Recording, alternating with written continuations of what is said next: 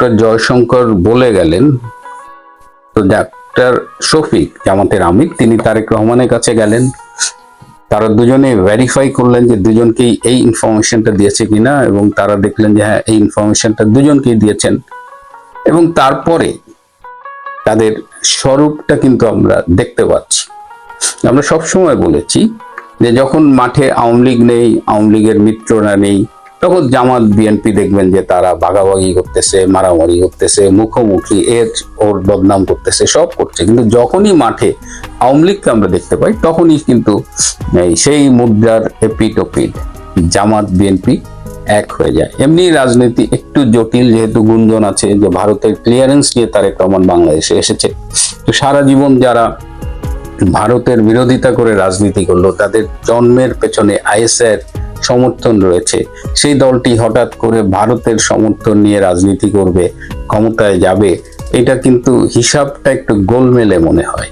ভারত হয়তো কৌশলগত কারণে বিএনপিকে সমর্থন দিতে পারে, কিন্তু যখনই ইনক্লুসিভ নির্বাচনের বিষয় আসতেছে এবং আওয়ামী লীগকে যদি ফ্রি অ্যান্ড ফেয়ার ইলেকশনে অংশগ্রহণ করতে দেওয়া হয়, তাহলে জনগণ কাকে ভোট দেবে সেটা নিয়ে আওয়ামী লীগের শিবিরের টেনশন না থাকলেও জামাত বিএনপি শিবিরে কিন্তু একটা আতঙ্ক কাজ করছে। এবং যখনই এই আওয়ামী লীগ ইনক্লুসিভ ইলেকশনে আসতে পারে এরকম সম্ভাবনা তৈরি হয়, তখনই আমরা দেখি যে জামাত বিএনপির ঘনিষ্ঠতা বাড়ে। তো সেই সম্ভাবনাটা আবারও তৈরি হয়েছে। এটা ডক্টর জয়শঙ্কর বলে গেছেন, এটা কি শুধুমাত্র ভারতের কথা? এই ইনক্লুসিভ নির্বাচনের আকাঙ্ক্ষাটা কি কেবলমাত্র ভারতের? এই জায়গাটায় আমি অনেকবার বলার চেষ্টা করেছি যে কমনওয়েলথের মহাসচিব যে এসেছিলেন, তিনিও বলে গেছেন যে কমনওয়েলথ অ্যাসোসিয়েশনটা চায় যে বাংলাদেশে একটা ইনক্লুসিভ ইলেকশন হোক। আমি যে দেশটায় থাকি, আমাদের অস্ট্রেলিয়ান সরকার খুব ক্লিয়ারলি বলে দিয়েছে, বাংলাদেশ সরকারকেও জানিয়েছে যে বাংলাদেশে একটি ফ্রি, ফেয়ার এবং ইনক্লুসিভ নির্বাচন হবে, এবং এই কথার সপক্ষে আমার কাছে রিটেন ডকুমেন্ট আছে। এখন কথা হলো যে আমেরিকা কি চাইছে। আমেরিকা খুব স্পষ্টভাবে তারা জানিয়ে দিয়েছে, বিশেষ করে ভারতের সাথে তাদের সাম্প্রতিক যে সম্পর্কটা ডেভেলপ করেছে, সেখানে তারা বাংলাদেশের ব্যাপারে ভারতের চোখ দিয়েই দেখতে চায়। তারা খুব ক্লিয়ার যে ভারত যেটা ভাবছে সেটা। আর ডক্টর ইউনূস তিনি একসময় আমেরিকার পাপেট হিসেবে ক্ষমতায় বসেছিলেন, এটা সত্যি। এবং ডক্টর ইউনূসের যা যা দেবার সেটা তিনি দিয়ে ফেলেছেন। পোর্ট দিয়েছেন, বোয়িং কেনার অর্ডার ফাইনাল করছেন। তারপরে বাংলাদেশে সেন্ট মার্টিন দ্বীপটা নিয়ে আমরা কথা বলছি, কিন্তু কেউ সোনাদিয়া দ্বীপের কথা বলছি না। এই সোনাদিয়া দ্বীপে কিন্তু মার্কিন সেনাবাহিনীর বিভিন্ন রকমের তৎপরতা দেখা যাচ্ছে। এই যে কদিন আগে আমাদের সেনাপ্রধান জেনারেল ওয়াকার খান সেন্ট মার্টিন গিয়েছিলেন, এটা আমরা সোশ্যাল মিডিয়ায় ইউটিউবে দেখেছি, কিন্তু কেউ বলেনি যে তিনি সেন্ট মার্টিন যাওয়ার আগে সোনাদিয়ায় গিয়েছিলেন। এবং সোনাদিয়ার জনগণ কিন্তু বিভিন্নভাবে আমাদের সাথে যোগাযোগ করছে, এবং তারা কিন্তু জানাচ্ছে যে এই সোনাদিয়া দ্বীপটা এখানে, এটা কি মার্কিনীদের হাতে তুলে দেবেন কিনা ডক্টর ইউনূস, বা নেক্সট যারা আসবে তারা দেবেন কিনা, এটা নিয়ে কিন্তু একটা নেগোসিয়েশন চলতেছে। তো ডক্টর ইউনূসের এখন যেটা তার কাছে প্রত্যাশা, বিদেশের মোটামুটি সবাই, এই দু একটা দেশ ছাড়া, ধরেন পাকিস্তানের মতো দু একটা অনুল্লেখ্য এবং গুরুত্বহীন দেশ ছাড়া সবাই চাইছে যে বাংলাদেশে একটা ইনক্লুসিভ ইলেকশন হোক। এবং আমি আমার ব্যক্তিগত একটা সূত্রের মাধ্যমে আমেরিকার একজন কূটনীতিকের সাথে যোগাযোগ করলাম, যিনি বাংলাদেশের সম্পর্কে একদম রেগুলার আপডেট তার কাছে থাকে। তিনি আমাকে আজকে সকালবেলা একদম, মানে আজকের প্রথম ফোনটা এসেছে, তো তাকে আমি জানতে চেয়েছিলাম যে একটু খোঁজ নেন তো যে বাংলাদেশে আসলে আমেরিকার অবস্থানটা কি। তো তিনি আজকে আমাকে ফোন করে জানিয়েছেন যে আমেরিকাও চায় ভারতের মতোই। তিনি এভাবে বলেছেন যে ভারত যেহেতু ইনক্লুসিভ ইলেকশনের কথা বলেছে, ভারত কিন্তু এটা আমেরিকার সাথে আলোচনা করেই তারা এই স্ট্যান্ডটা বাংলাদেশে জানিয়েছে। সুতরাং আমরা যদি মনে করি যে এটা ভারতের স্ট্যান্ড, যেমন আমাদের পররাষ্ট্র উপদেষ্টা একসময় বলেছিলেন যে আমাদের দেশে নির্বাচন কেমন হবে এটা নিয়ে ভারতের মাথা ব্যথা কেন, ভারত কেন বলবে, who is India to guide আস। কিন্তু বিষয়টা ইটস নট অনলি ইন্ডিয়া, তারা আমেরিকার সাথে আলোচনা করেই এই বাংলাদেশে একটা ইনক্লুসিভ ইলেকশনের প্রত্যাশা করে। তো সেই জায়গায় আমেরিকারও অবস্থান যে বাংলাদেশে একটা ইনক্লুসিভ ইলেকশন হোক। ইনক্লুসিভ ইলেকশন না হলে যেটা হবে যে এই নির্বাচনটা বিতর্কিত হবে এবং বাংলাদেশে সেক্ষেত্রে গণতন্ত্র, স্থিতিশীলতা, এই বিষয়গুলো এবং সুদূর পরাহত হয়ে যেতে পারে। তো আমি জিজ্ঞেস করেছিলাম যে ডক্টর ইউনূস কি এই ইনক্লুসিভ ইলেকশন দেবে? বলে যে হি হ্যাজ নো চয়েস, তাকে বলা হবে। এবং এই সবাই ধারণা করছে যে আমেরিকার যে নতুন রাষ্ট্রদূত আসবেন, তিনি আসবেন সম্ভবত 11ই জানুয়ারি, এবং তিনি এলে বাংলাদেশের নির্বাচন নিয়ে একটা নতুন করে চিন্তা ভাবনা হবে এবং তিনি সম্ভবত সব পার্টির প্রতিনিধির সাথে বসবেন। আর ক্রেসিয়ান জ্যাকবসন, যিনি ইউনূসের অভিভাবক ছিলেন, যিনি ইউনূসকে সুরক্ষা দিতেন, তিনি বাংলাদেশ থেকে বিদায় নিয়েছেন, ইউনূসের কাছ থেকেও বিদায় নিয়েছেন। সো এই মুহূর্তে ইউনূস বাংলাদেশে অনেকটা অভিভাবকহীন হয়ে গেছে। তো ডক্টর ইউনূস যদি নির্বাচন ইনক্লুসিভ নির্বাচনে রাজি না হয়, তাহলে তিনি বলেছেন যে probably he has no choice, but তারপরেও তিনি আমাকে বলেছেন আই ডোন্ট নো।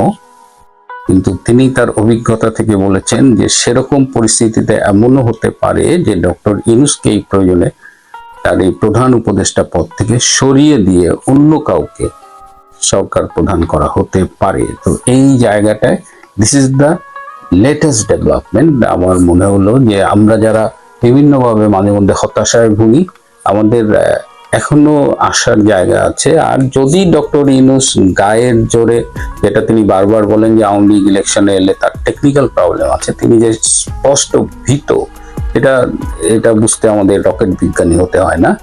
এবং সেক্ষেত্রে যদি আওয়ামী লীগকে বাদ দিয়ে একটি নির্বাচন করা হয় এবং জামাত, সেই ক্ষেত্রে জামাত কিন্তু চারিদিকে চলতেছে।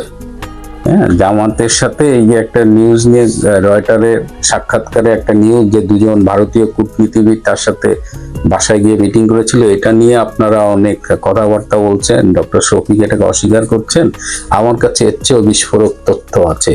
ডক্টর শফিকের দল কার কার সাথে যোগাযোগের চেষ্টা করছে, এটা আমি সঙ্গত কারণেই আপনাদের কাছে বলছি না। সুতরাং জামাত ক্ষমতায় যাওয়ার জন্য মরিয়া হয়ে আছে। যদি আওয়ামী লীগ না থাকে, আওয়ামী লীগ ছাড়া যদি নির্বাচন হয়, সেক্ষেত্রে বিএনপিকে ল্যাং মারার একটা সুদূর প্রসারী পরিকল্পনা তাদের অনেক দিন ধরেই আছে এবং সেই ক্ষেত্রে খেলা অন্যদিকে ঘুরে যেতে পারে। আপাতত এখন পর্যন্ত ইউনূস সরকারের উপরে যে প্রেশার রয়েছে, বা বাংলাদেশে আগামীতে একটি ফ্রি, ফেয়ার এবং ইনক্লুসিভ নির্বাচন হবে। প্রয়োজনে নির্বাচন ফেব্রুয়ারি থেকে পিছিয়ে যাবে, সেটা এপ্রিল কিংবা তার পরে হবে।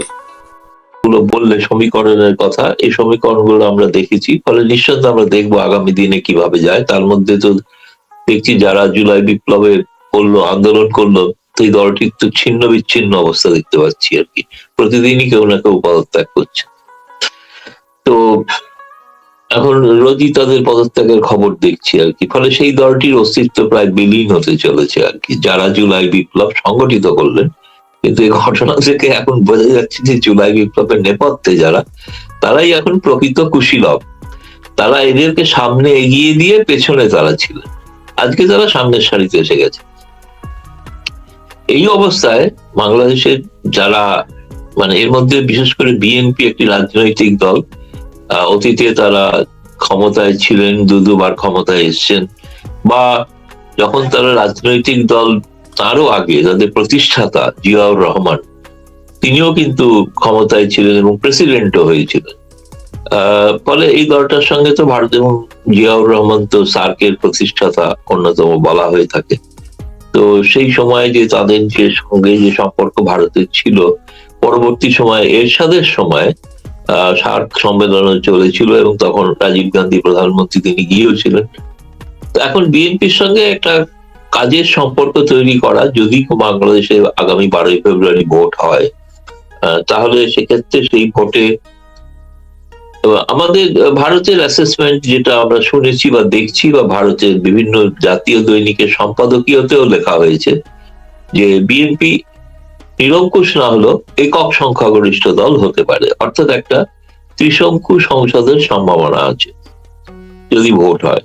কারণ আওয়ামী লীগ ছাড়াই ভোট, আমি বলছি, তা সত্ত্বেও মানে একক সংখ্যাগরিষ্ঠ হওয়া সম্ভব নয়। কারণ এই মুহূর্তে নিঃসন্দেহে খালেদা জিয়ার মৃত্যুর পর বিএনপির প্রতি মানুষের অনেকটা সহানুভূতি সুলভ আচরণ দেখা যাচ্ছে, বেড়েছে, সেটা ঘটনা। কিন্তু সেটা কেবলমাত্র বিএনপি আওয়ামী লীগ বিরোধী অংশের মধ্যেই। আওয়ামী লীগও একটা, তারা জেস্টার দেখিয়েছেন, শোক বার্তায় শেখ হাসিনাও বলেছেন এবং স্বীকারও করেছেন যে খালেদা জিয়া গণতন্ত্র প্রতিষ্ঠার জন্য লড়াই করেছেন। তার সঙ্গে তার বিরোধ থাকলেও আর কি, বিরোধ রাজনৈতিক বিরোধ ছিল। এইরকম একটা পরিস্থিতিতে ভারতের যে জয়শঙ্করের যাওয়া, এবং যেটা আমি বাংলাদেশের সংবাদপত্রে পড়েছি যে জয়শঙ্কর আলোচনার সময়, এটা তিনি একজন বিজেপি দলেরও সাংসদ, কেবলমাত্র পররাষ্ট্রমন্ত্রী নন, তিনি একথাও বলেছেন আলোচনা প্রসঙ্গে, যেটুকু সৌজন্যমূলক কথাবার্তার বিনিময়, তারেকের সঙ্গে কথাবার্তার সময়ও বলেছেন যে বিজেপির সঙ্গে কিন্তু ভারতীয় জনতা পার্টির সঙ্গে বাংলাদেশ ন্যাশনালস পার্টি বিএনপির সম্পর্ক কিন্তু পার্টি টু পার্টি সম্পর্ক ছিল, এবং পার্টি টু পার্টি সম্পর্কের কারণে তারা কিন্তু নিয়মিত ভারতে সফর করতেন, এবং এমনকি বিজেপি যখন বিরোধী দলে ছিল তখনও তারা এসছেন, বিরোধী বিজেপির সঙ্গে তারা সাক্ষাৎ করে গেছেন, আর রাজনৈতিক আলোচনাও করতেন। ফলে দলটির সঙ্গে বিজেপির সঙ্গে একটা স্বাভাবিক সম্পর্ক কিন্তু বিএনপির হওয়া স্বাভাবিক। কারণ আমি যদি মানে বিশ্লেষণ করি তাহলে এইভাবে ভারতে বিজেপিকে বলা হয়, যেমন কংগ্রেসকে বলা হতো যে বাম কেন্দ্রিক দল বা লেফট অফ দ্য সেন্টার, তিনি ভারতীয় জনতা পার্টিকে বলা হয় রাইট অফ দ্য সেন্টার, মানে দক্ষিণপন্থী দল। বাংলাদেশের রাজনীতিতেও আওয়ামী লীগ এবং বিএনপির মধ্যে একই ধরনের বিশ্লেষণ করা যায়। আওয়ামী লীগও হলো লেফট অফ দ্য সেন্টার এবং বিএনপি হলেন রাইট অফ দ্য সেন্টার, এবং যেটা তারেক রহমানের বক্তৃতায় স্পষ্ট ছিল, এবং বা সেদিনের যে গোটা অনুষ্ঠানটাই স্পষ্ট ছিল তাদের রাজনৈতিক আদর্শ। রাজনৈতিক আদর্শ যা হতেই পারে, তার সঙ্গে কেউ বিরোধিতা করতে পারে, কিন্তু আওয়ামী লীগ একটা সম্পূর্ণ আওয়ামী লীগের একটা বিপরীত অবস্থান বিএনপি, সেদিন কিন্তু গোটা সভাস্থল থেকে সেটা পরিস্ফুট হয়েছিল। তাদের সঙ্গে বিজেপির সখ্যতাটা খুব অস্বাভাবিক নয়, স্বাভাবিক। এবং যদিও পরবর্তীকালে এটা না হওয়ার কারণে তাদের একটা বলা যেতে পারে ঘোষা হয়েছিল যে তারা আশা করেছিলেন নরেন্দ্র মোদী তাদের প্রতি অনেক বেশি সদয় হবেন, কিন্তু আওয়ামী লীগের সরকারে থাকাকালীন একটা যে সময়কালটা যদি বিচার করা যায়, সেই সময়কালটা হচ্ছে যে কংগ্রেসের সরকার 2014 চলে গিয়েছিল, এটা ঠিক, কিন্তু 2014 সালের কিন্তু তখনও তখনও কিন্তু আওয়ামী লীগের সরকার বাংলাদেশে, সেই সরকারের সঙ্গে কিন্তু স্থল সীমান্ত চুক্তি, সমুদ্র সীমানা চুক্তি, যে সমুদ্র, এই সবটাই কিন্তু নরেন্দ্র মোদীর সঙ্গে শেখ হাসিনার হয়েছিল, যেগুলো একটা যুগান্তকারী ঘটনা বলে আমাদের ধারণা। এবং শেখ মুজিব ইন্দিরা চুক্তির একটা উত্তরণ ঘটেছিল হাসিনা এবং মোদীর চুক্তির মাধ্যমে, সেটাতে বিএনপি সন্তুষ্ট হয়নি, এটা ঠিকই। এর একটা বড় কারণ ছিল আমার মতে 2012 থেকে 2017 ভারতবর্ষের রাষ্ট্রপতি ছিলেন প্রণব মুখোপাধ্যায়, এবং সেই প্রণব মুখোপাধ্যায় মূলত বাংলাদেশ নীতির তিনি একজন অভিভাবক ছিলেন, এবং নরেন্দ্র মোদী সেটা স্বীকারও করতেন। নরেন্দ্র মোদী কথাও বলতেন যে রাষ্ট্রপতি যে পরামর্শ দেবেন সেই পরামর্শ আমার গ্রাহ্য। তিনি যথেষ্ট সম্মানও দিতেন প্রণব মুখোপাধ্যায়কে, এবং সকলে জানো যে প্রণব মুখোপাধ্যায়কে বিজেপি সরকারই ভারত রত্ন সর্বোচ্চ নাগরিক সম্মান দিয়েছে, এমনকি যেখানে মহাত্মা গান্ধীর সমাধি রাজঘাটে, সেইখানে প্রণব মুখোপাধ্যায়ের সমাধির জন্য জায়গা স্থল স্থির করা হয়েছে। ফলে এই যে বিরাট সম্মান, প্রণব মুখার্জির যে নীতি, তার যে বাংলাদেশ সম্পর্কে যে নীতি ছিল, অর্থাৎ এই কংগ্রেস সরকারের ধারাবাহিকতাটা বজায় ছিল প্রণব মুখোপাধ্যায়ের সময়, সেটা নরেন্দ্র মোদী তার থেকে সরে আসেন, এবং বাংলাদেশ সম্পর্কে নীতিটা সম্প্রতি আমার যেটা মনে হচ্ছে সেটা হচ্ছে নিশ্চিতভাবে, যেহেতু বাস্তব অবস্থা, এটাকে বলা হয় প্র্যাগম্যাটিক ডিপ্লোমেসি। প্র্যাগম্যাটিক, এখন জোর করে তো আওয়ামী লীগকে ভারত বসাতে পারবে না ক্ষমতায়, কিন্তু আওয়ামী লীগের প্রতি সব রকমের সহানুভূতি, সহমর্মিতা সব রকমের আছে। কোনোদিন কোনো সুযোগ এলে ভারত হয়তো, আমার মনে হয় সব থেকে বেশি খুশি হবে যদি আওয়ামী লীগ ক্ষমতায় আসে, কিন্তু আওয়ামী লীগের এই মুহূর্তে দেখা যাচ্ছে না ক্ষমতায় আসার সম্ভাবনা নেই। আওয়ামী লীগকেও কিছুটা অনেকটা বিচ্ছিন্ন হয়েছে, তাদের বিভিন্ন কর্মীদের সঙ্গে আমার নিয়মিত কথা হয়, তারা দেখেছি তারা এখনো ঠিক সুনির্দিষ্ট বুঝতে পারছেন না যে তাদের নেতৃত্ব কিভাবে তাদের নেতৃত্ব দেবেন, বা দিচ্ছেন, কি নির্দেশ দেবেন, যেটুকু হচ্ছে বিচ্ছিন্ন ভাবে এক একজন নেতা তাদের কর্মী টর্মীদের নিয়ে নির্দেশ দিয়ে ওখানে আন্দোলনটা করাচ্ছে না, কিন্তু ব্যাপক আকারে কিছু ঘটছে না। নির্বাচনের সময় কি হবে এটা ঘটনা, কিন্তু এটা নিশ্চিত যে ভারত যেটা বলতে চাইছে, যেটা ইনক্লুসিভ নির্বাচন, যদি আওয়ামী লীগ মানুষ অপছন্দই করে থাকে তাদের 16 বছরের শাসনে, তাহলে মানুষ তাদের প্রত্যাখ্যান করবে। ফলে তাদের সেই নির্বাচনটাই আসল কোষ্ঠী পাথর, যেখানে যাচাই হওয়া উচিত কার জনপ্রিয়তাটা কতটুকু। জোর করে একটা সিদ্ধান্ত নেওয়াটা সঠিক হবে না, এবং যদি হয় তাহলে কিন্তু বাংলাদেশে কিন্তু স্থিরতা থাকবে না, স্থায়িত্ব থাকবে না। বিএনপি ক্ষমতায় আসতে পারে, কিন্তু আমার ধারণা সেই সরকারের স্থিরতা থাকবে না, যেহেতু সমাজের একটা বৃহৎ অংশ, সংখ্যাগরিষ্ঠ অংশ আমি বলবো, তারা ভোটদান থেকে বিরত থাকবেন, হয়তো ভোটে অংশগ্রহণ করতে পারবেন না। এটা বাংলাদেশের গণতন্ত্রের পক্ষে কখনোই ভালো নয়। আমি বলবো দেরিতে হলো, এটা শেখ হাসিনার উপলব্ধি হয়েছে। তিনিও বলেছেন সাক্ষাৎকারেতে, যদি রাজনৈতিক দল অংশগ্রহণ না করে তাহলে সেক্ষেত্রে সেই নির্বাচনটা প্রশ্নবিদ্ধ হয়। স্বাভাবিক, এটা তার সময় হয়েছে, আগামী দিনেও বিএনপিও সেই প্রশ্নের যতই যাই বলুক, যেগুলো রাজনৈতিক প্রচারের জন্য রেটরিক যাই করুক, যে ফাঁসিবাদী সরকার ইত্যাদি ইত্যাদি শব্দগুলো চয়ন করে বলে থাকেন তারা, তা সত্ত্বেও কিন্তু যেটা হবে যে তারা কিন্তু প্রশ্নের ঊর্ধ্বে যেতে পারবেন না, এবং সেই প্রশ্নটা কেবলমাত্র আমি বলছি ভারত থেকে হবে তা নয়, এটা পশ্চিমা শক্তি থেকেও হতে পারে। তারা অলরেডি মুখ খুলছেন, যদিও চীন করেনি।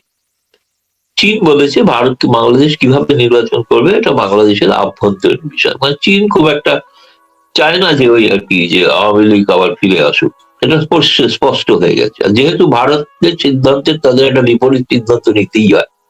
ভারত যদি বলতো ইন্টারনাল ইলেকশন ইন্টারনালি বাংলাদেশ ঠিক করবে, তখন চীন হয়তো বলতো না না ইনক্লুসিভ হওয়া উচিত। চীনটা হচ্ছে ভারত যা করবে তার উল্টো বলবে, ফলে তার উল্টো বলছে। বলো বলুন।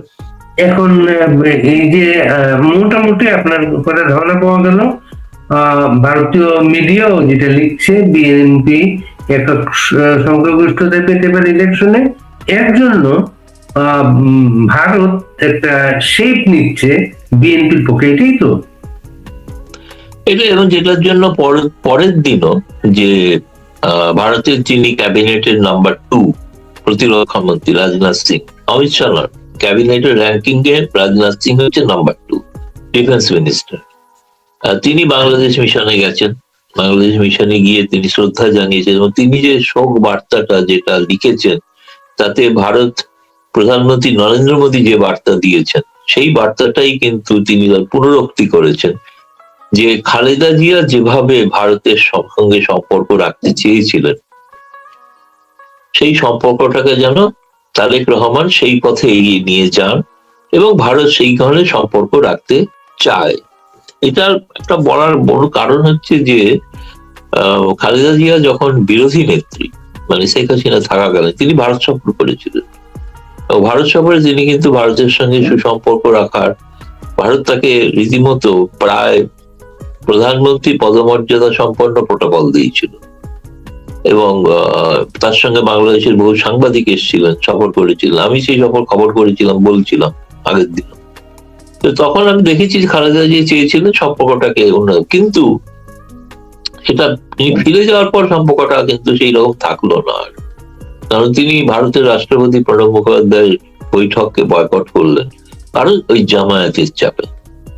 এখন এই বিএনপি জামায়াত কতটা ঘনিষ্ঠ হচ্ছে, কি ঘনিষ্ঠ হবে, এবং উভয় পক্ষ এবং বিভিন্ন জামায়াতের পক্ষ থেকে এটাও বলে দেওয়া হয়েছে যে দুটো কথা বলা হয়েছে। এক হচ্ছে ভারতের কূটনীতিবিদের সঙ্গে তার কথা হয়েছে, বৈঠক হয়নি, কথা হয়েছে। আর 2 হচ্ছে সৌজন্য সাক্ষাৎ হয়েছিল। আর 2 তিনি এটা বলেছেন যে নির্বাচনের পরে তারা বিএনপি সরকারের সঙ্গে যৌথভাবে সরকার গড়তে চান। তো এরকম একটা বিএনপি জামায়াতের কম্বিনেশনে একটা যদি কোনো রাজনৈতিক অক্ষ তৈরি হয়, সেটার ব্যাপারে ভারত সম্পর্কে তাদের কি মনে হয়? তুলনামূলক ভাবে কিন্তু এটা ঘটনা যে আগের তুলনায় শীর্ষ নেতৃবৃন্দ বিএনপি বা জামায়াতের, তারা ভারত সম্পর্কে যতটা তাদের নিচের তলার কর্মীরা যতটা বেশি উগ্র বিবৃতি দিচ্ছে, শীর্ষস্তরের নেতাদের থেকে কিন্তু ততটা বিবৃতি আসেনি। আগে কিছু কিছু নেতা দিয়েছেন যে ভারতের 7 সিস্টার্স কে করা হবে ভারতে, যেটা এই প্রসঙ্গে মনে পড়ে গেল বলে বলছি।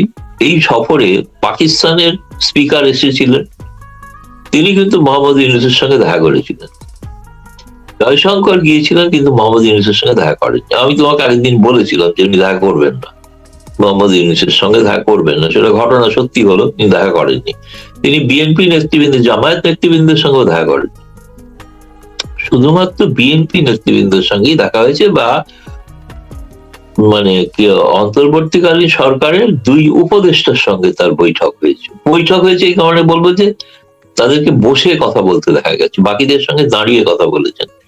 যেমন আসিফ নজরুল এবং খালিদুর রহমান দুজনের সঙ্গে যে তার কথা হয়েছে, সেটা সেই অন্তর্বর্তীকালীন সরকারের সঙ্গে কথা হয়েছে নিঃসন্দেহে, কিন্তু তাই সরকারের প্রধান ইউনূসের সাক্ষাৎকার তিনি চাননি এবং চাইবেন না আর কি। মানে তারা চাইছেন যত দ্রুত সম্ভব রাজনৈতিক সরকার প্রতিষ্ঠিত হোক। ফলে এটা একটা তফাৎ তার চোখে পড়েছে। এবং ওই পাকিস্তানের স্পিকারের সঙ্গে বৈঠকের পর ইউনূস বলেছেন সার্কের স্পিরিট দেখা গেল আবার উজ্জীবিত হচ্ছে, কিন্তু সার্কের তো সদস্য একজন আফগানিস্তান, সে তো ছিল না।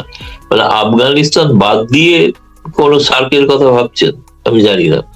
তা সেরকম তো সার্ক হতে পারে না, কোনো একটি সদস্য না থাকলে সেটা সার্ক হয় না। ইউনূসের অনেক কথাবার্তায় খুব একটা বোঝা যায় না যে কতটা তিনি কূটনৈতিক ভাবে দক্ষ। এনিওয়ে, এটাই ব্যাপার আর কি। আসিফ নজরুল এবং খলিলুর রহমানের ওই বৈঠকের ব্যাপারে কোনো কিছু জানা গিয়েছে আপনাদের? না, এখনো স্পষ্ট ভাষায় কিছু জানা যায়নি, কিন্তু তারা হয়তো আমার মনে হয় সাম্প্রতিক কিছু যে হত্যাকাণ্ড ঘটেছিল সেই প্রসঙ্গে হয়তো আলোচনা করে মতামত হয়তো বিনিময় করেছেন, কিন্তু তার পরে কুয়াশার কারণে প্লেন চলাফেরায় ওঠানামায় সমস্যা হচ্ছে। যদি কোনো কারণে দেরি হয়ে যায় ফলে তিনি হয়তো তাদের এখন, যেহেতু তিনি বায়ুসেনার বিমানে এসছেন এবং বায়ুসেনার পক্ষ থেকে আবহাওয়া সম্পর্কে স্পষ্ট একটা রিপোর্ট থাকে, ফলে তারা হয়তো বলেছে বেশি দেরি হলে তিনি বিমান আটকে যেতে পারেন, তাকে থেকে যেতে হতে পারে। সেটা তখন হয়তো সম্ভব হতো দেখা করা কি দেখা করা না, কিন্তু যেহেতু তার সময় ছিল না সেই তিনি দেখা করে।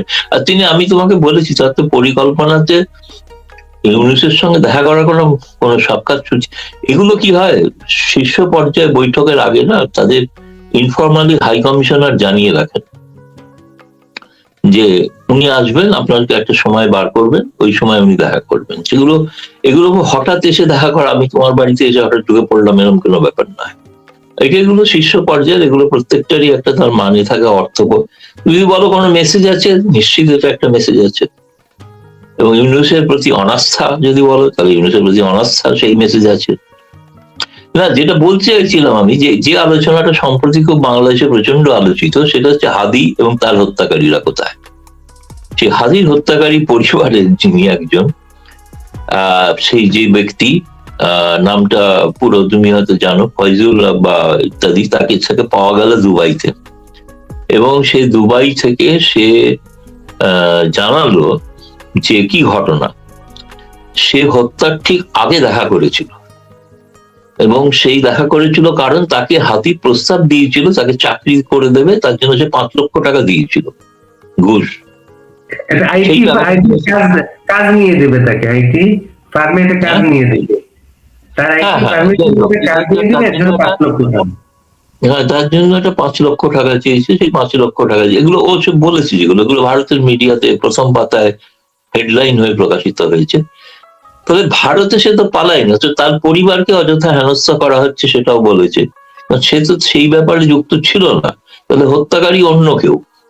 যেটা হয়তো হাদির ভাই বলেছে সেটাও সত্যি হতে পারে, সেইটা তদন্ত করা উচিত না আসিফ নজরুলদের বা তাদের যে স্বরাষ্ট্র উপদেষ্টা, তার তো তদন্ত করা উচিত সেটা।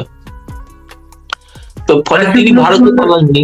যারা বলা হলো যে সেই ব্যক্তি নাকি ভারতে চলে এসছে, মেঘালয় পুলিশ তাকে গ্রেপ্তার করেছে, অথচ সেই দুবাইতে আত্মপ্রকাশ করলো। ভারত তাকে কি দুবাইতে পাঠিয়ে দিয়েছিল? সে তো তার প্লেনের টিকিট, ভিসা সব সে ছবি দিয়ে দেখিয়েছে সে কিভাবে গেছে দুবাইতে। দুবাইতে সে নিয়মিত যাতায়াত করে ব্যবসার কারণে, সেটাও সে বলেছে। ফলে বাংলাদেশে এই বিষয়টা আলোচনায় এলে, আলোচনায় যদি এসে গিয়ে থাকে, তাহলে সেখানে ভারতের অবস্থান জয়শঙ্কর হয়তো বলেছেন যে আপনারা একটু ভালো করে তদন্ত করুন, মানে দোষারোপ কাউকে না করে একটু তদন্ত করুন। আসিফ নজরুল যেখানে ছিলেন, তিনি কিন্তু এই হাদির চাইতে তিনি কিন্তু শেখ হাসিনার ব্যাপারে বেশি আগ্রহী।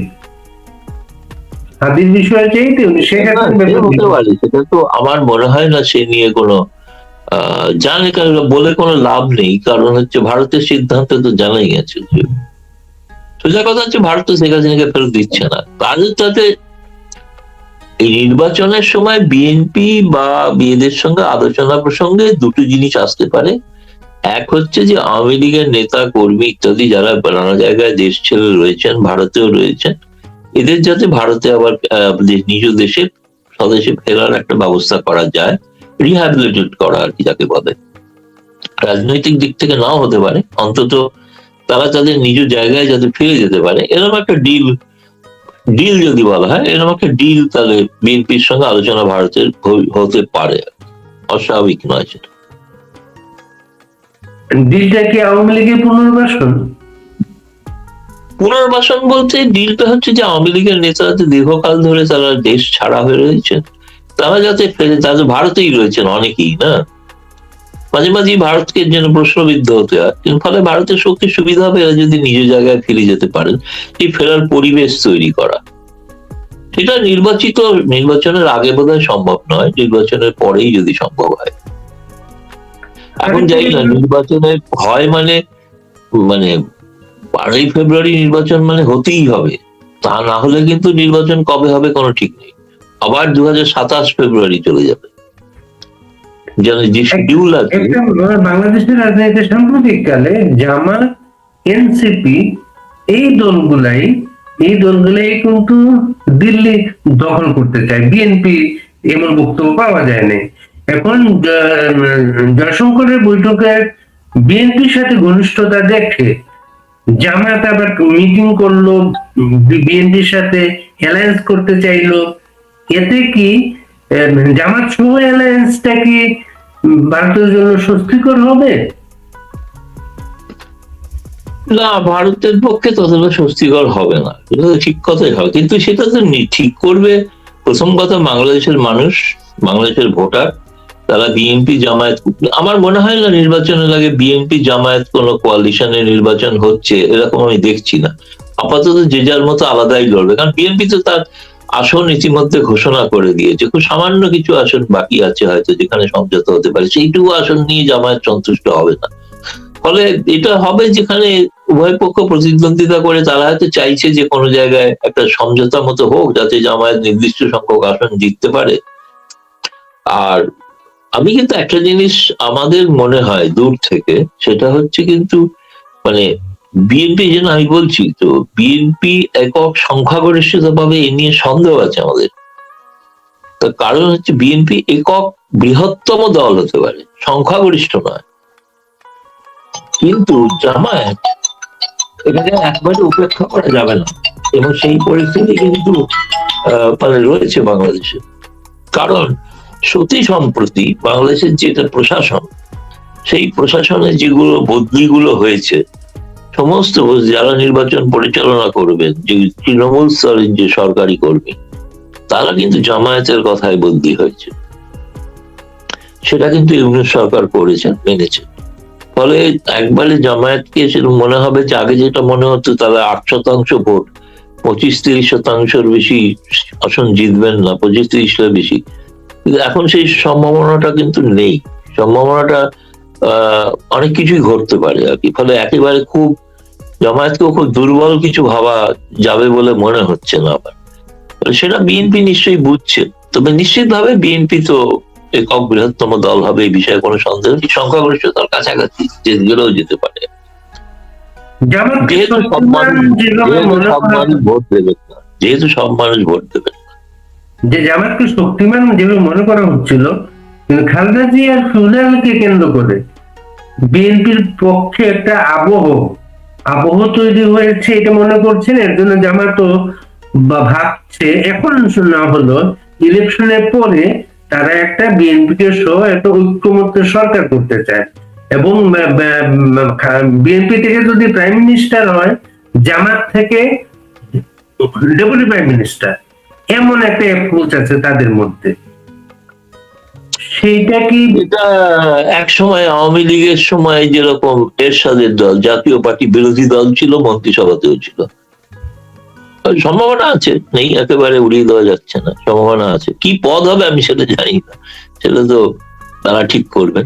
জামায়াতের আমির নিজে যদি উপপ্রধানমন্ত্রী হবেন কিনা আমি তো সেটা জানি না, মনে হয় না, অন্য কেউ হলে হতে পারে।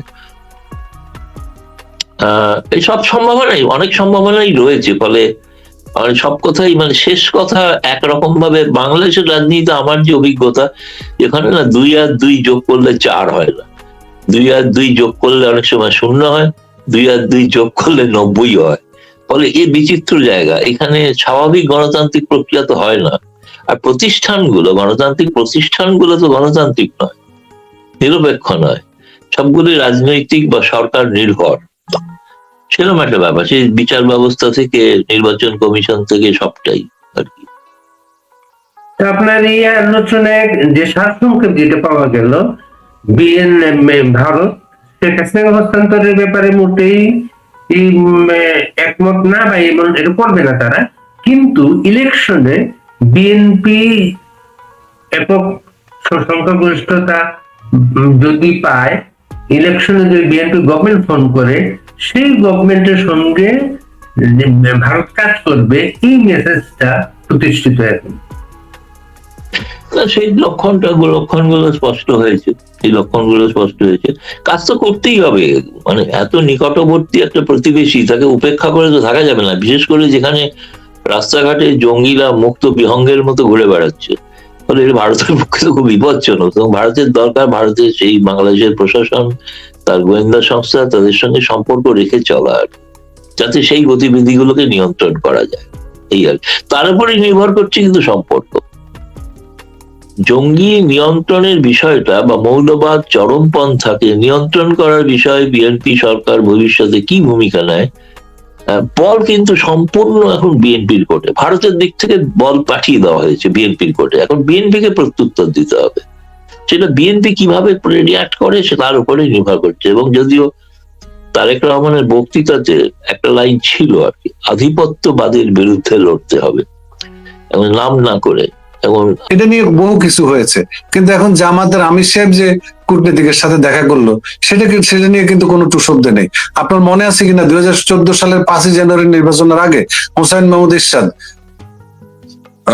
এরশাদকে সুজাতা সেন যখন এসে থ্রেট করে সুজাতা সেন যাওয়ার সাথে সাথে হোসাইন মাহমুদ এরশাদ নিচে নেমে সাংবাদিকদেরকে সবকিছু খোলসা করে বলে দিয়েছে। তো সুতরাং আমরা জাতীয়বাদী তো কোনো কিছু হাইড করার চেষ্টা করি না। আজকে এগুলো কিন্তু মানুষ সচেতন, মানুষ কিন্তু সবাই বুঝে। জামাতের আমির যখন একটি যুব প্রোগ্রামে দাঁড়ায়া শিবিরের বা জামাতের নেতৃবৃন্দকে বলে, যুবকদেরকে বলে যে কে কে জান্নাতের টিকিট পেয়েছো, হাত তোলো, এগুলি কোনো পলিটিক্যাল বক্তব্য? আজকে যে শিবির, রাজশাহী বিশ্ববিদ্যালয়ের যে ছেলেটি, কি যেন নাম, আম্মান না বা সামা, এরকম নাম, ছেলেটির কর্মকাণ্ড দেখলে তো মনে হয় না যে সে শিবিরের ছাত্র বা শিবিরের কর্মী, কারণ আমরা শিবিরের সাথে রাজনীতি করে আসছি। এরকম এই ছেলেটি দেখলাম যে শাহবাগে ওই হাদির ওই মঞ্চে, ইনকিলাব মঞ্চে স্লোগান দিচ্ছে, সামনে অনেক মেয়েরা বসে আছে, অনেক মহিলা বসে আছে, যে স্লোগান দিচ্ছে এগুলি কি মুখে আনার কথা? এরা হাদিস কোরআন পড়ে নাকি বলেন তো? এগুলি বলা যাবে না এই দেশে? আমরা এগুলি শুনেও চুপ থাকবো? আপনি এগুলি শুনেও চুপ থাকবেন? কি ধরনের স্লোগান, কোন ল্যাঙ্গুয়েজে স্লোগান দেয়? এটা কোথায় শিক্ষা পেল? এই শিক্ষাটা কোথা থেকে আসলো? মা বোনেরা বসে আছে সামনে, ওরা লজ্জায় নিচের দিকে তাকায় আছে, কেউ চোখ ডেকে ফেলছে, কেউ মুখ ডেকে ফেলছে, আর নির্লজ্জ ভাবে স্লোগান দিয়ে যাচ্ছে। আজকাল 20-50 জন সামনে থাকলেই একটা রাজনৈতিক দল হয়ে যায়, গঠন হয়ে যায়। 20-50 জন সাথে রেখে মব সৃষ্টি করা হয় দেশে। বলেন তো, আমরা কি এই দেশ কখনো চেয়েছি? আমরা এরকম একটি রাষ্ট্র কখনো চেয়েছি? ইউনূস সাহেবের একটি বক্তব্য আজকে আমি পেলাম। তিনি বললেন যে শান্তিতে নোবেল পেয়েছি আমি, বাংলাদেশ পেয়েছে, এটার অবদান হুসাইন মাহমুদ এরশাদের। কিভাবে? বলে যে বাইরের থেকে এনজিওর এরকম 20-24 কোটি টাকা আসছিল, তো আমার কাছে যখন অফার আসলো আমি বললাম যে না, এটা ফেরত নিয়ে যান, এখানে এত টাকার কোনো কাজ নেই। পরে হুসাইন মাহমুদ এরশাদ আমাকে ডেকে বললো যে এটা আপনি ফেরত দিতে চাচ্ছেন কেন, এটা কোথায় কাজে লাগানো যায় সেই ব্যবস্থা করেন, সেটা চেষ্টা করেন। পরে সেটা গ্রামীণ ব্যাংকে দেওয়া হলো, হুসাইন মাহমুদ এরশাদ নিজে মনিটরিং করতো। তাহলে আজকে ইউনূস সাহেব প্রধান উপদেষ্টা, তাহলে সেই নোবেলের জন্য না? আমি তো মনে করি সেই শান্তিতে নোবেল পাওয়ার কারণেই আজকে ইউনূস সাহেব বাংলাদেশের প্রধান উপদেষ্টা। সেই ইউনূস সাহেব জাতীয় পার্টির উপরে এই অবিচারটা করতে পারেন? আমাদেরকে খাটো করে দেখতে পারেন? হুসাইন মাহমুদ এরশাদের ছোট ভাই বেঁচে আছে তো। আপনি দেখেন জাতীয় পার্টির chairman K, who is that person? জাতীয় পার্টির চেয়ারম্যান হচ্ছে, তিনি বুয়েটে পড়ালেখা করেছেন, তিনি বিএসসি ইঞ্জিনিয়ার। বুয়েটে কিন্তু সবাই পড়ালেখা করতে পারে না, বুয়েটে পড়ালেখা করতে হলে বাংলাদেশের সবচেয়ে মেধাবী ছাত্রী বুয়েটে পড়ালেখা করেন। আমার ছোট চাচা বিএসসি ইঞ্জিনিয়ার, তিনি বুয়েটে পড়ালেখা করেছেন। তিনি যে একটি দলের চেয়ারম্যান, তিনি দুটি মন্ত্রণালয় চালিয়েছেন, একটি দুর্নীতির অভিযোগ নেই, তিনি জাতীয় পার্টির চেয়ারম্যান। তিনি স্বচ্ছ মানুষ, তিনি জাতীয় পার্টির চেয়ারম্যান। তিনি স্বচ্ছ রাজনীতিবিদ, তিনি জাতীয় পার্টির চেয়ারম্যান। তার বিরুদ্ধে একটি অভিযোগও নেই, কোথাও নেই। আমাদের জাতীয় পার্টির মহাসচিব, তিনি ব্যারিস্টার, তার বাবা ঢাকা বিশ্ববিদ্যালয়ের একজন আইন বিভাগের শিক্ষক ছিলেন। একজন শিক্ষক পরিবারে আমাদের জাতীয় পার্টির মাননীয় মহাসচিব মানুষ হয়েছেন। আপনি দেখেন তার টকশো, আপনি শুনেন, তিনি মিডিয়াতে কথা বলেন, কথা শুনেন, তিনি রাগ করেন না, কত চমৎকার ভাবে কথা ডেলিভার দেন, কত চমৎকার ভাবে ইতিহাস টেনে কথা বলেন। গত সংসদেও বলেছেন তিনি একজন ব্যারিস্টার। তাহলে আমাদের একজন বিএসসি ইঞ্জিনিয়ার দলের চেয়ারম্যান, একজন ব্যারিস্টার দলের মহাসচিব। আমাদের দলটাতে দুর্নীতিবাজ নাই, চাঁদাবাজ নাই, কি যেন বলে যে টেন্ডারবাজ নাই, সন্ত্রাসী নেই, খুনি নাই।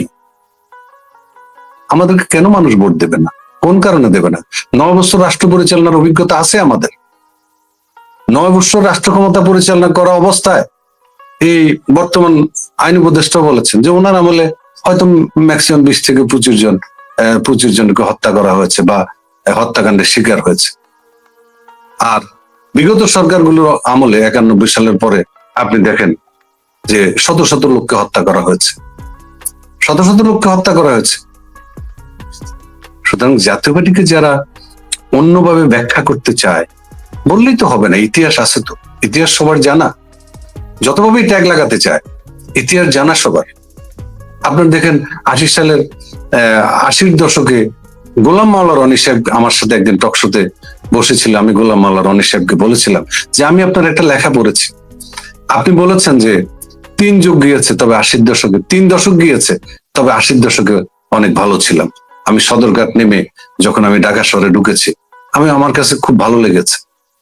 আর এখন সদরঘাট নেমে যদি ঢাকা শহরে আসতে চাই, এক জায়গা থেকে আর এক জায়গায় 3 ঘন্টা লাগে। তো তার মানে 80 দশকটি স্বর্ণ যুগ ছিল। আমি অনেক জায়গায় বলি যে before 90 after liberation all development credit goes to Hussain Muhammad Ershad, goes to Jatiya party.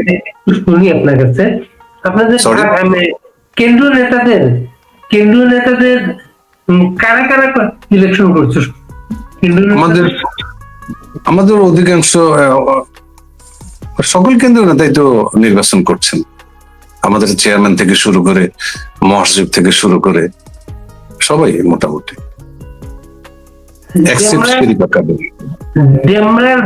বাবলা কি আপনাদের সাথে না অন্যদিকে? এখন না, বাবলা হয়তো নির্বাচন করছেন না, উনিও ওনাদের সাথে, ওনাকে তো দল থেকে টার্মিনেট করা হয়েছে বাবলা ভাইকে। আর আপনারা ধরেন এই ইলেকশন করার প্রস্তুতি তো নিতে পারেন নাই, আপনাদের তো খুব তাড়াহুড়া, কোনো বৈঠকে ডাকা হয় নাই। আপনাদের প্রধান উপদেষ্টার এখানে কোনো বৈঠকে আপনাদের ডাকা হয় না। আপনারা এই যে একদম অবাঞ্ছিত অবস্থায় ইলেকশনের যে সুযোগ পেলেন, এর কারণ কি মনে হয়? সেটা সুযোগ বলতে আসলে বিষয়টা হচ্ছে এরকম, দেখেন আমরা নির্বাচনে যাব কি যাব না, আমরা তো যথেষ্ট কনফিউশনে ছিলাম। কারণ হচ্ছে দেশের যে অবস্থা, একটি নির্বাচন কমিশন এর মধ্যে মনে করেন যে মানে এটা কি বলে তফসিল ঘোষণা করবে, এটা আমরা চিন্তাও করিনি। একটি হযবরল অবস্থায় একটি নির্বাচন কমিশন, এটি সাংবিধানিক পদ, তিনি আগে আইন শৃঙ্খলা নিয়ন্ত্রণে আনবেন। যে থানাগুলোতে অস্ত্র লুট হয়েছে সে অস্ত্রগুলো রিকভার করবেন। আমি যদি 91 সাল 96 সাল দেখি, 2001 সাল দেখি, আমরা কিন্তু দেখেছি যে তত্ত্বাবধায়ক সরকার হয়েছে, সেনাবাহিনী যৌথ বাহিনী গঠন করেছে, অস্ত্র উদ্ধার হয়েছে, সন্ত্রাসী গ্রেপ্তার করেছে, জেলে ঢুকেছে, তারপরে নির্বাচন দিয়েছে, তফসিল ঘোষণা করেছে। এখন দেখি যে উনি এই হযবরল অবস্থায় তফসিল ঘোষণা করে দিবেন, এটা তো আমরা চিন্তা করি নাই। এটা আমরা বুঝতেই পারলাম না যে প্রথম আইন শৃঙ্খলা নিয়ন্ত্রণ আইনে কিভাবে একজন নির্বাচন কমিশন তফসিল ঘোষণা করতে পারেন। আর তিনি তো পক্ষপাতিত্ব, তিনি যে মানে পক্ষপাত দুষ্ট, এটা তো তিনিই প্রমাণ করেছেন। নট মি, নট ইউ, আমিও না, আপনিও না। তিনি নিজেই, আমরা সহ, জাতীয় পার্টি সহ অনেক নিবন্ধিত দলকে না ডেকে তিনিই প্রমাণ করেছেন তিনি নিরপেক্ষ না। তারপরে বলতে পারেন আপনারা তাহলে নির্বাচনে যাচ্ছেন কেন? আমরা বরাবরই বলেছি যে আমরা নির্বাচনমুখী দল। 1990 সালের 6 ডিসেম্বর হুসাইন মাহমুদ এরশাদ ক্ষমতা হস্তান্তর করেছেন এই দেশে একটি গণতান্ত্রিক ধারা সৃষ্টি করার জন্য। 1991 সালের 27 ফেব্রুয়ারি নির্বাচন তত্ত্বাবধায়ক সরকারের অধীনে হয়েছে। 1994 সালের 20 মার্চ মাগুরার নির্বাচনের পরে, একতরফা নির্বাচনের পর আমরা তত্ত্বাবধায়ক সরকারের জন্য আন্দোলন করেছি। আমরা সেই জাতীয় পার্টি, যে জাতীয় পার্টি কখনো এককভাবে এই দেশে কখনো একটি হরতাল ডাকেনি। আমরা সেই জাতীয় পার্টি, যে জাতীয় পার্টির কর্মীরা কখনো একটি গাড়ি ভাঙচুর করেনি। আমরা সেই জাতীয় পার্টি, যে জাতীয় পার্টির কর্মীরা কখনো এই দেশের অথবা অন্যান্য রাজনৈতিক দলীয় নেতা কর্মীদের বিরুদ্ধে একটি জিডি পর্যন্ত করেনি। আমরা সেই জাতীয় পার্টি, যে জাতীয় পার্টির বিরুদ্ধে ন্যূনতম কোনো কর্মীর বিরুদ্ধে কোনো ইলিগেশন নেই। আপনারা ভাবছেন, বলছেন এই ইলেকশন কমিশন নিরপেক্ষ না, ইউনূস সরকার নিরপেক্ষ না, তার অধীনে ইলেকশন করে আপনি কি অর্জন করবেন? আপনি আমাদের অর্জন বিসর্জন এটা আমরা পরে চিন্তা করতেছি। আমরা তো বলছি আমরা অবজারভেশন করব, অবজারভেশন করছি তো, আমরা দেখছি, আমরা অবজারভেশন করছি। আপনি যে এলাকার ক্যান্ডিডেট, মিরপুর কল্যাণপুর, আপনি কি টের পাচ্ছেন ফিল্ডে গিয়ে? না, এখনো তো ফিল্ডে যাওয়ার তো কোনো বাধ্যবাধকতা নেই, কারণ নির্বাচন কমিশন আমাদেরকে প্রতীক বরাদ্দ দেবেন 21 তারিখে। আমরা 22 তারিখে প্রচারণা নামবো, আমরা তো প্রচারণা নামিনি। আপনারা এই যে মনোনয়ন প্রত্যাহারের শেষ তারিখ কবে আপনাদের? আমাদের মনোনয়ন প্রত্যাহারের শেষ তারিখ হচ্ছে, মনোনয়ন প্রত্যাহারের শেষ তারিখ 20 তারিখ তো মনে হয়, 20 তারিখ মেবি। মানে এখনো আপনি মাঠে যান নাই? না, মাঠে যাওয়ার কোনো সুযোগ নেই তো, এটা তো তাহলে নির্বাচন আচরণ বিধি লঙ্ঘন হবে। এবার তো ইলেকশনের মানে পোস্টার থাকবে না? না জি না, পোস্টার থাকবে না, লিফলেট থাকবে আর ওই কাপড়ের ব্যানার থাকবে আর এমনি পেস্টন থাকবে। এটা একটা ভালো উদ্যোগ, এটা খারাপ না। কারণ পোস্টারিং করতে গিয়ে ওই এক পোস্টারের উপরে আরেকজনের পোস্টার লাগাতে গিয়ে গন্ডগোল গুলো লাগে আর পরিবেশ নষ্ট হয়। এটা আমি অ্যাপ্রিসিয়েট করি, এটা খুব ভালো পজিটিভ দিক। আপনার এলাকায় কি কোনো এখনই কোনো ব্যানার ট্যানার কি লাগানো হয়ে গেছে না এখন? মানে না, নির্বাচন আচরণ বিধি লঙ্ঘন হবে, মানে নির্বাচনী কোনো কার্যক্রমে এখন পরিচালনা নিষিদ্ধ। আজকে বিএনপির সাথে জামাতের বৈঠক হয়েছে এবং আমরা সেখানে গিয়েছিলাম, ঐক্যের কথা বলেছে আজকে তারা